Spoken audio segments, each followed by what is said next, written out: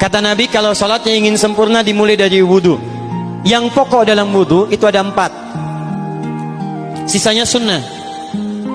Awas, kalau yang 4 ini tidak sempurna maka batal wudunya. 1. Faghsilu wujuhakum, basuh wajahnya. Kalau disebutkan wajah dalam bab wudu, itu tidak ada yang lain kecuali bagian tampak muka, gitu ya. Kalau yang punya jenggot, itu termasuk janggutnya di selai-selai. Sifat wudu cuma ada 3. 1, pakai keran. 2, pakai gayung. 3, air yang mengalir. Ya, seperti di sungai ada air mengalir, itu nggak ada masalah. Tapi kalau menggunakan gayung atau semisalnya, Nabi itu diriwayatkan dalam hadis itu sangat menghemat air. Bahkan pernah beliau kemudian berwudu, kalau kita kemudian hitung, itu hanya sejumlah Pak, seaqua gelas Pak, cukup. Atau yang kedua, menggunakan keran ya. Kalau sekarang kita ada keran, contoh ini kerannya. Ya, kerannya agak tinggi sedikit. Dan kita sesuaikan. Ambil airnya. Misal contoh, ghosala. Ghosala itu bukan ditumpahkan, ambil air, tumpahkan di tempat yang akan dibasuh gini. Yang telunjuk itu kemudian menghapus atau menghilangkan kotoran di sela-sela mata, contoh. Yang jempol menghilangkan kotoran di sela-sela telinga bagian belakang di sini. Ya. Kalau misalnya saya mulai ambil airnya, kemudian saya tumpahkan di sini. Yang telunjuk membersihkan di jari-jari di sini, di sela-sela mata. Yang jempol kemudian membersihkan di sela-sela di bawah telinga sini.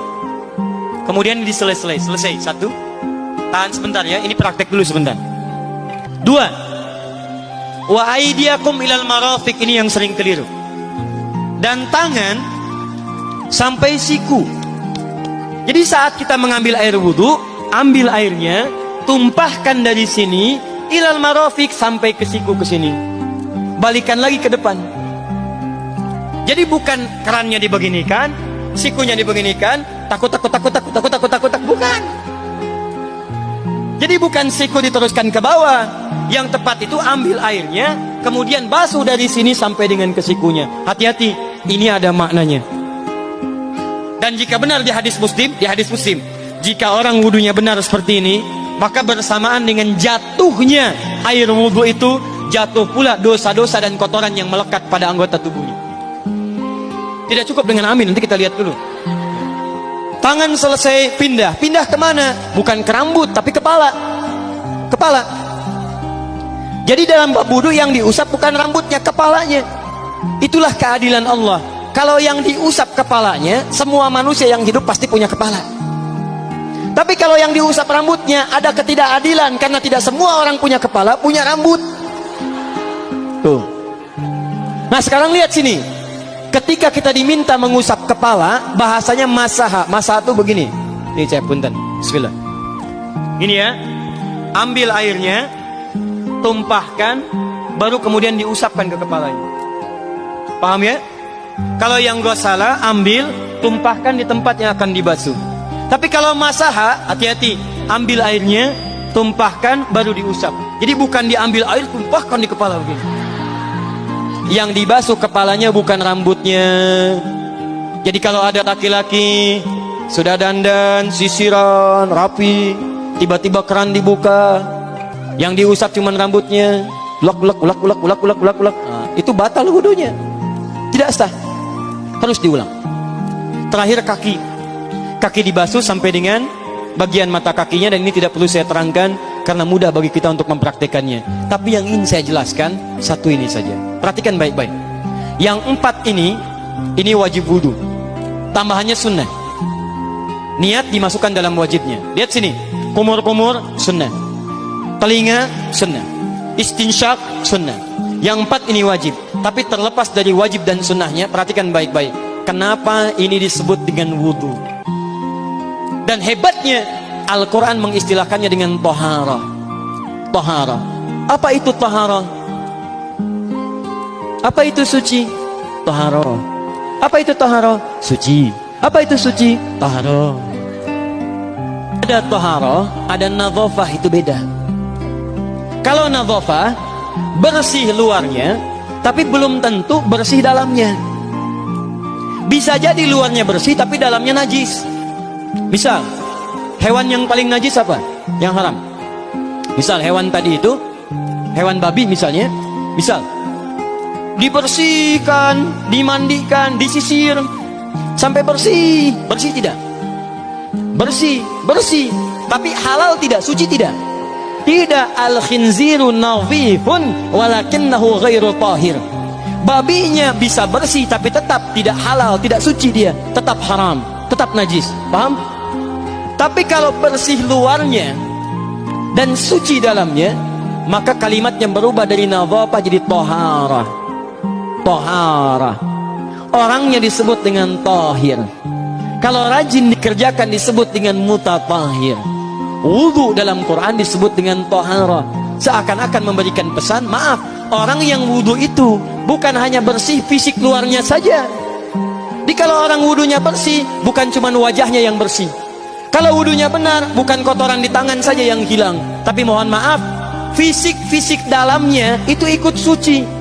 Fungsi tangannya jadi bersih, fungsi wajahnya jadi bagus, fungsi lisannya jadi bagus. Makanya kata Nabi, kalau orang benar wudunya bersamaan dengan air wudu yang menetes, maka tumpahlah kotoran-kotoran di bagian fisik-fisik tubuhnya. Jadi kalau kita benar wudunya kumur-kumur, kukumur, masukkan misalnya, masukkan, keluarkan, bersamaan dengan keluarnya air itu, maka kotoran-kotoran di lisan pun ikut keluar. Tangan dibasuh, bersamaan dengan dibasuhnya tangan, fungsi tangan yang kotor-kotor itu ikut hilang. Hadis Muslim. Makanya orang yang setelah selesai wudu dia berdoa, apa wudunya? Apa doa wudunya? Asyhadu anna ilaha wa asyhadu anna Muhammadan Allahumma minat waj'alni minal, lihat sini, minal mutatahhirin, minat tawabin. Lihat, Bapak Ibu kan baru wudu, tapi kenapa doanya selesai tobat? Allahumma ja'alni minat tawabin. Ya Allah, jadikan saya termasuk orang tobat. Kita kan baru wudu, kenapa doanya baru selesai tobat?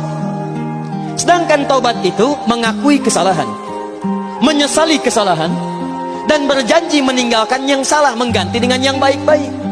Makanya kalau orang wudunya benar itu, begitu dia kumur-kumur, dia ingat kesalahan apa yang dikerjakan oleh lisan ini. Jadi begitu kemudian ditumpahkan airnya, hilang kotorannya. Maaf, yang suka mencela wudu, selesai wudu tidak akan mencela lagi karena tobat dari celaan. Makanya kalau wudu Anda benar, coba ingat-ingat, siapa korban dari lisan Anda yang tajam itu? Apakah ibu Anda yang pernah menangis karena lisan Anda? Apakah ayah Anda yang kecewa karena kalimat-kalimat Anda? Apakah tetangga Anda yang menjauhi Anda karena kata-kata kotor Anda? Kalau tiap hari Anda wudu, tapi kemudian lisan Anda masih kotor juga, ada yang salah, Anda cuma menghabiskan air untuk menghilangkan kotoran di lisan. Itu tanda pertama. Tangan basuh. Makanya orang yang wudunya benar, tangannya tidak akan berbuat yang kotor lagi sampai ke ujung kakinya. Karena itulah ibadah ini disebut dengan wudu, seakar dengan kata dau. Kata para ulama, mereka sebagian mengatakan dau artinya cahaya, dau artinya sinar, dau artinya al-husnu, baik budi pekerti. Kalau orang benar wudunya, bertambah sinar di tangannya, sinar di wajahnya, sinar di lisannya. Apa sinar itu? Di dunia sinar-sinar amaliyah kebaikan, sifat-sifat baik, di akhirat pancaran-pancaran kemuliaan. Satud'a ummati yaumal qiyamati ghurral muhajjalin, akan dipanggil umatku di hari kiamat dengan banyak cahaya melekat di tubuhnya. Tangannya ada cahaya, matanya ada cahaya, wajahnya bercahaya, kakinya bercahaya. Cahaya apa itu? Kata Nabi, min atharil wudu, dari bekas wudunya. Jadi kalau kita benar wudunya, itu kita jadi orang baik. Ada cahaya kebaikan dalam diri kita. Itu yang disebut dengan tawabin. Makanya kalau Bapak Ibu tiap hari wudu, Allahumma ja'alni minat tawabin, tapi mulut tidak tobat, tangan tidak